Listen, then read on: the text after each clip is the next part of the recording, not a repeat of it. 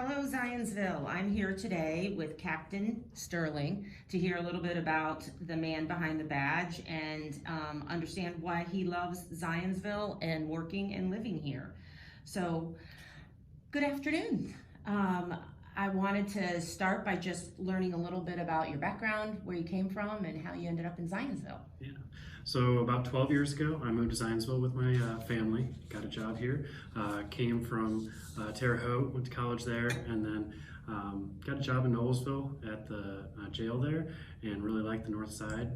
Came to Zionsville, really liked it here, and haven't left ever since. Oh, well, that's it. We love to have you, and we have many community members that feel the exact same way. They fall in love with Zionsville for sure.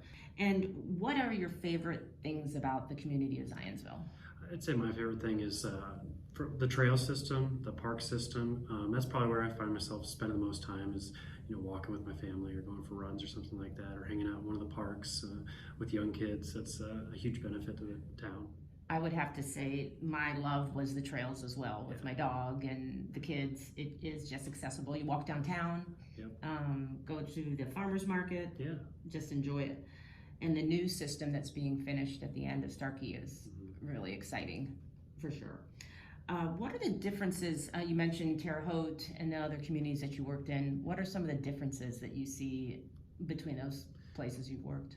I think, at least from my perspective as a police officer, we have a really supportive community.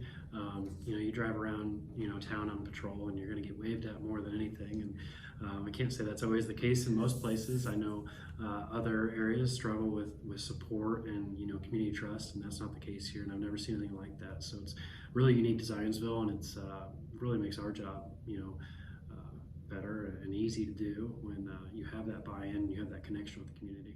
I'm sure, especially in the culture today that we're going through, having people appreciate what you do and putting your life on the line, it must be nice to get that wave. Yeah, I mean, it works both ways. You have, the community policing efforts, and you have the police, trying to do their job, and they work together. And I think so far it's proven pretty successful. We're a relatively safe area. I saw on your Facebook that some officers went out to Daisy Troop. Yeah, we hosted. We do a ton of Boy Scout tours, Girl Scout tours, Daisy Troop tours, and they come here and they want to earn their public safety badge or something like that, and they can come here. Our officers will do, a tour with them at the police department. They'll talk to them. They'll talk about what they wear on their belt, what they wear on their uniform, and if there's a canine officer working, he'll do a little demo, and they get to meet the canines, which they think is pretty awesome. Get to see the cars, get pictures, turn the lights on, all those things. What's one of the things that they love to do? Definitely the cars. The cars. So you do that at the end, because if you do that at the beginning, the kids are not going to come down. You've learned. Yeah. You can't get their attention again. So then, what else what else do you do besides serve the community and protect us? And so I've coached at the high school for 12 years. Served the last 4 years as the head coach for the girls track team, and the previous 8 as an assistant coach. Also coached cross country for 6 or 7 of those years, and so that was really where the majority of my focus was before we started a family, was coaching, because I came from a track background, ran in college and all those things. What'd you run? So I ran 800. Okay. Yeah. Easy. No, it's not. It's probably one of the hardest No. events. And then you had a pretty successful season with the girls. Wasn't one of their top showings in state this year? Yeah, so we tied our top showing from last year. We got 3rd as a team, statewide, which is awesome for a small town like Zionsville. We had individual champions in the relays, which was the first time we'd ever won a relay before. We had a couple second place finishes. We had just a fantastic season. The girls were really good this year.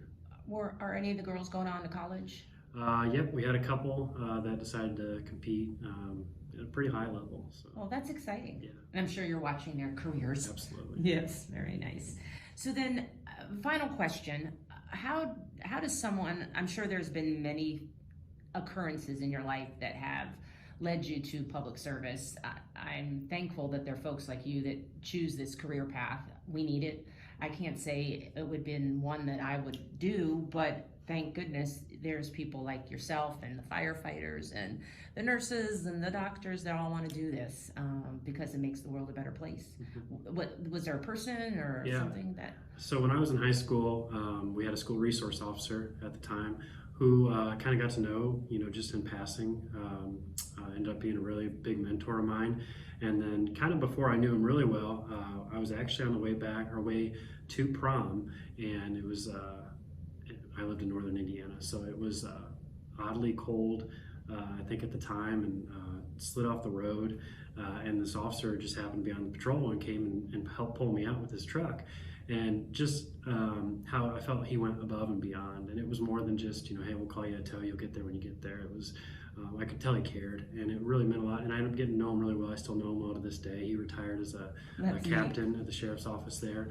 And he just always embodied what I thought a police officer should be. He didn't get worried about or get complacent in his job. He was always focused on what was best for the community, and he always did what was right, and just never lost the passion to help people, which is why every police officer gets into it. Now, what you do 15, 20 years down the road when it starts to get boring, I get it. But I just try to remind myself all the time that, trying to be like he was. So.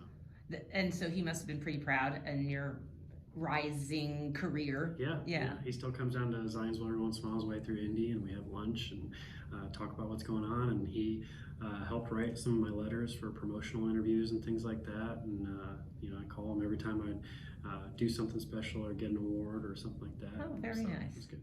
Great. Well, thank you for your time. And I believe the fall festival's coming, and I would think that you folks have a presence. Yeah. I remember seeing you in the parade, and we'll be in the parade. We'll be throwing out the stress balls and the candy, and then we'll have our public safety tent down in the park. We're there all day Saturday. We've got demonstrations with our canine officers and a couple other demonstrations, and we'll have the cars out there, and we'll have all the swag to give out to the kids and all that stuff. So everybody should definitely come see us. It's always great times, and that's September 6th. September 10th and 11th, I think. Oh, okay. 10th is Saturday, and that's when we'll be down there, and there's a lot of stuff on the 11th as well. Okay. All right. Well, great. Well, thank you for your time, and we are grateful that you're here serving the community and running the Zionsville Police Department. So thank you.